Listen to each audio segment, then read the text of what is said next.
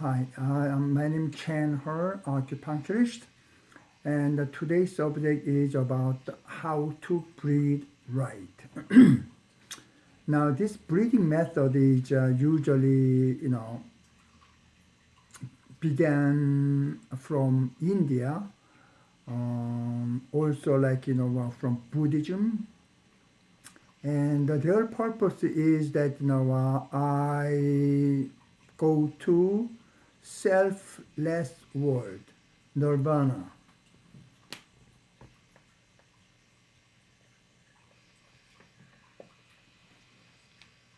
Even though I exist in this world, but if you do meditate deeper, then you may be able to go to this, selfless world, nirvana over there.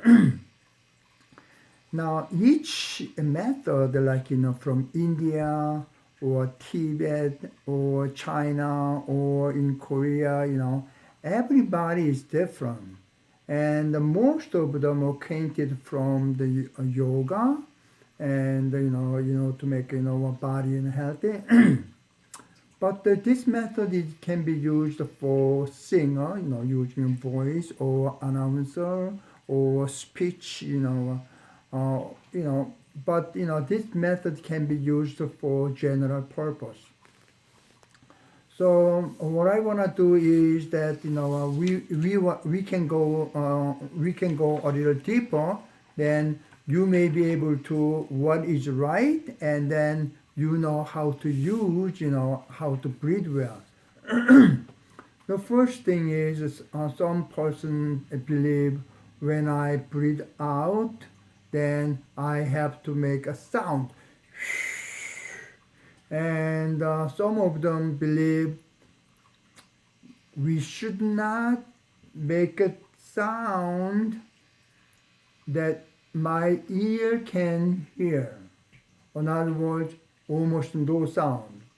I believe the latter one is right one because normally we do not breathe, you know.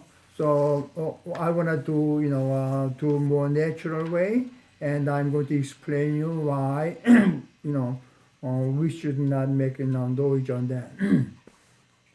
And there are basically three methods to breathe in. The first one is we breathe in, into the here.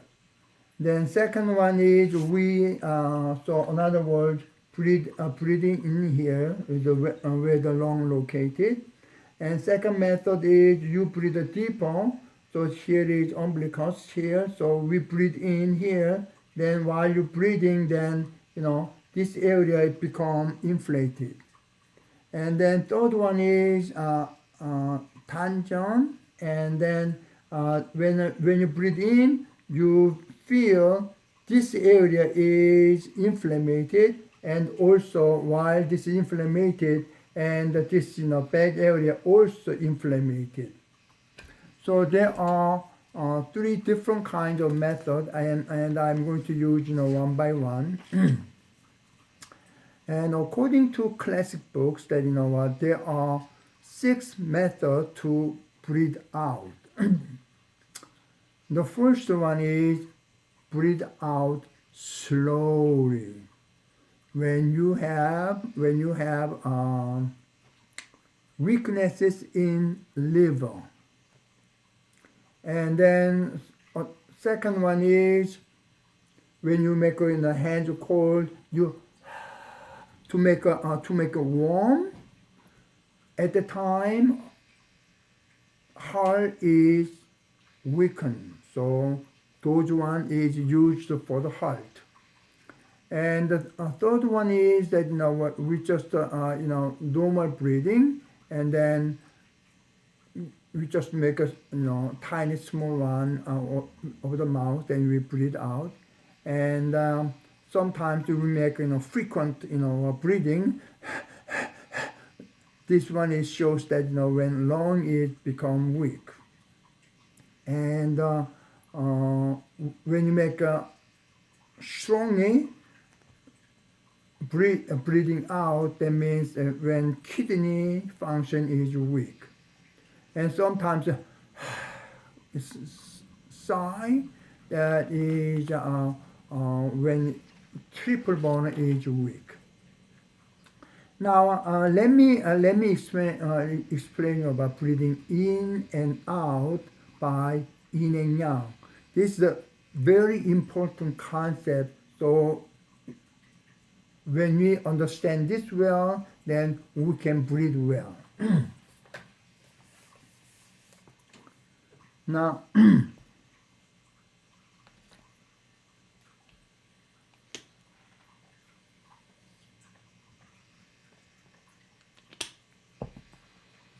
when you breathe in, okay, and the heat rising, and when you breathe out, heat is out. Okay, so this is the increasing heat, this is the decreasing heat. This is an important concept in here. And when you breathe in, and when you breathe out, now when you breathe out, heat in the body, coming out. So when you live like in India or Mexico, Honduras, in tropics, that breathing out time is longer, is better, because over there hot, so my body will be hot, so breathing out longer, then it's a way to remove excessive heat in my body. But when generally my body is cold, or cold region, I need more heat in there. So longer breathing is not recommended in that time. So this is obviously this is the yang and this is the yin. This is this concept is yin and yang. So depending on where you live and located, then sometimes breathing in should be longer, sometimes breathing out should be longer, okay? And there are generally three methods of breathing in. One is breathing in through the nose and breathing out through the mouth. And second one is breathing in through the nose and breathing out through the nose. And the third one is just like a baby in the mommy's womb, and they don't have nose to breathing at the time. They are breathing out with the umbilical cord, and when they breathe, when baby breathe, then their body in here is up and down in the under the umbilical, under the umbilicus. So that's the way of breathing. So when we breathe in the beginning we breathe in through the nose, breathe out through the mouth, but eventually, gradually, you go into like a baby's breathing, okay? Now, this breathing is very close to meditation in the religion. And then the method of that is in India or in a tropical area, breathing in, let's say 2 seconds, then breathing out is 3 seconds longer because I have to release excessive heat in the body more, okay? And then, their method eventually go into nirvana. So even though they live here, the body here, but they don't remember anything what happened here. So there is kind of story about the Buddha, and then when he finished his this meditation, he saw lots of animals killed in the farm. So what happened?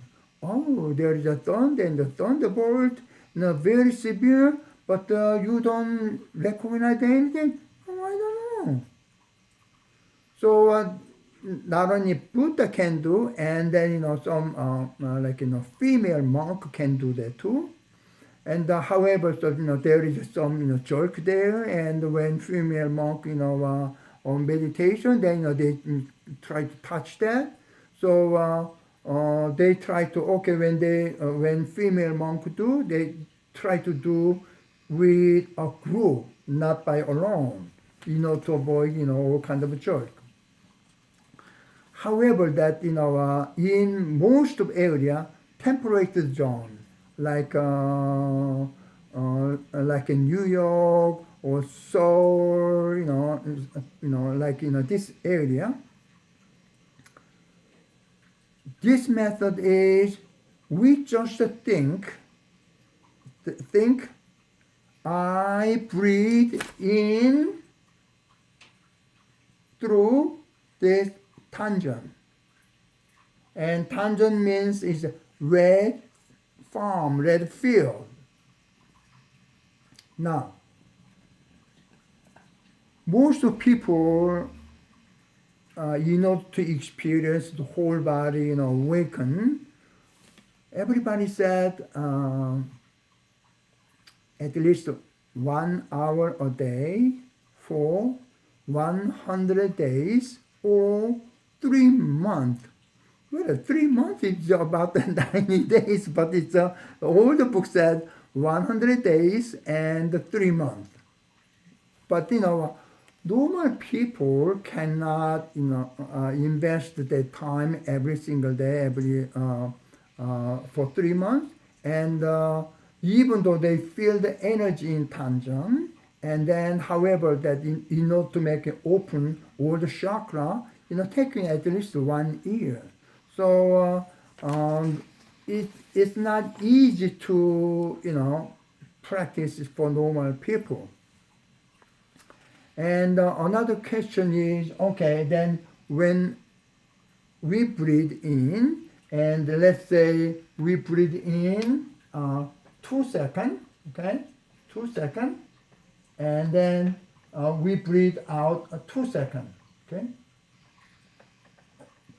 In the between, should we stop 1 or 2 seconds? And my opinion, don't do it, because when we do a normal breathing, we just breathe in and out.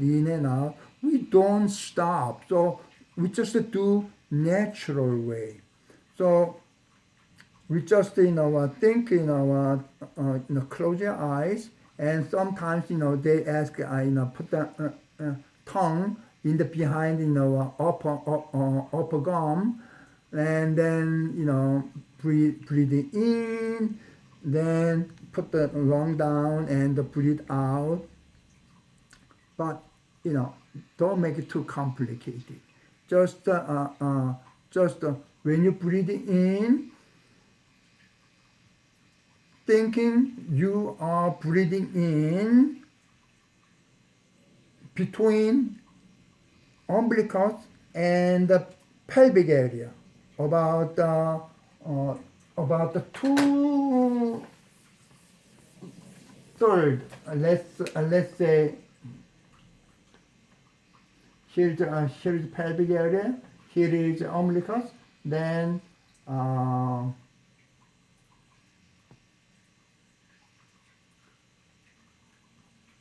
okay, so this is a 2.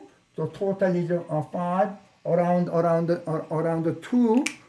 So on that area you feel your energy concentrating there. Okay, so you breathing in and out, but when you breathing in and out, all kind of monkey mind, happen then.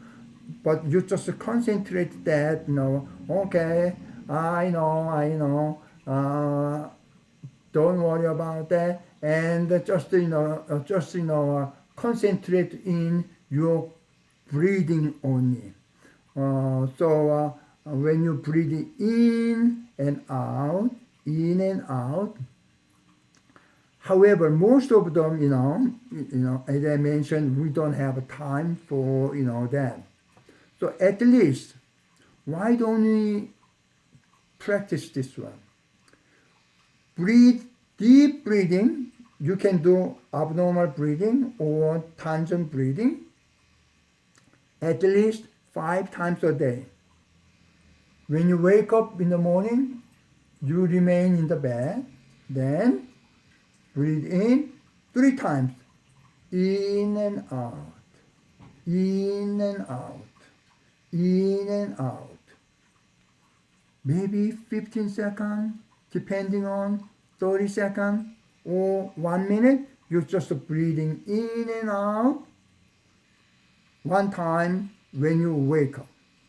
Then, before breakfast, 2nd time, and the 3rd, before lunch, and the 4th, before dinner, and the 5th, when you go to bed. So when you go to bed, you deep breathing, you may be able to sleep faster and better. So you understand where you live, so you have to choose right method to breathe in and out for my body. Thanks so much for your watching.